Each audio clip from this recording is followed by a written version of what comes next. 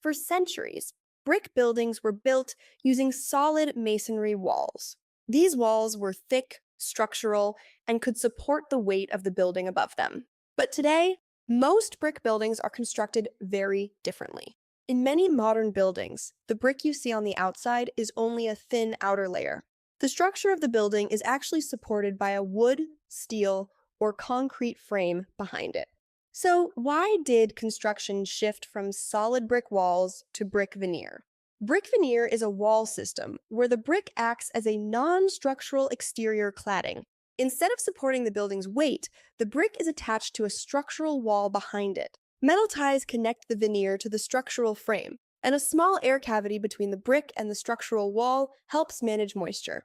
The building's loads are carried by wood framing, steel, or reinforced concrete, while the brick functions mainly as a protective and aesthetic exterior layer.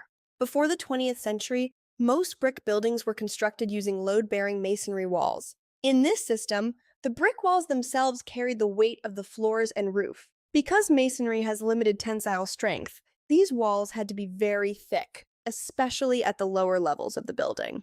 In many 19th century buildings, ground floor masonry walls could be 2 to 6 bricks thick, sometimes exceeding 18 to 24 inches in thickness. These walls were extremely durable and provided excellent thermal mass and fire resistance. But as buildings grew larger and cities expanded, this system began to show its limitations. The main challenge with solid masonry brick construction was weight and structural efficiency. Because the walls had to support the entire building, they became progressively thicker toward the base.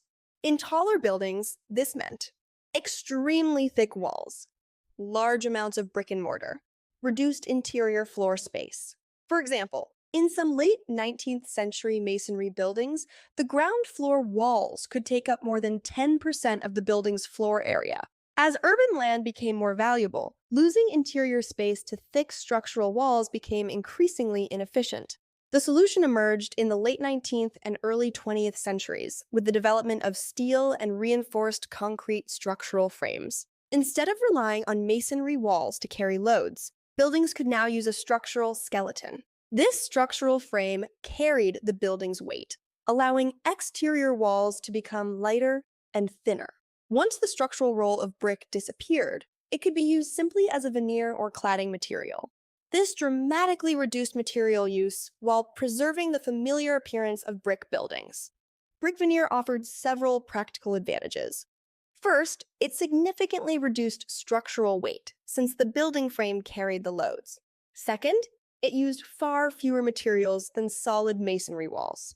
Third, it allowed construction to proceed much faster, since brick was no longer responsible for supporting the building structure. And because veneer systems included air cavities and moisture barriers, they could also improve water management and insulation performance.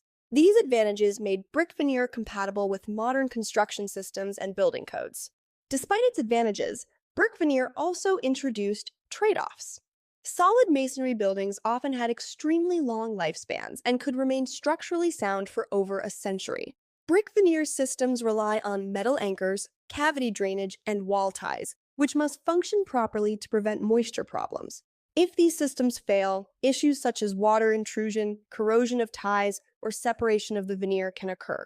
Even so, the efficiency and flexibility of veneer systems made them the preferred approach in modern construction. The shift from solid masonry to brick veneer reflects a broader pattern in construction. Building systems rarely change because older methods stop working. Solid masonry walls were strong, durable, and fire-resistant. Instead, systems change when a new approach allows buildings to be constructed more efficiently and at larger scale. In this case, structural frames allowed brick to shift from structure to cladding. Today, builders are experimenting with new exterior wall systems that try to combine the durability of masonry with the efficiency of modern construction. Examples include engineered masonry panels, insulated brick systems, and prefabricated facade panels. Whether these systems will replace brick veneer remains uncertain, but the same pattern continues. Materials that allow buildings to be assembled faster, lighter, and more efficiently often become the dominant system. This is Builder Brief.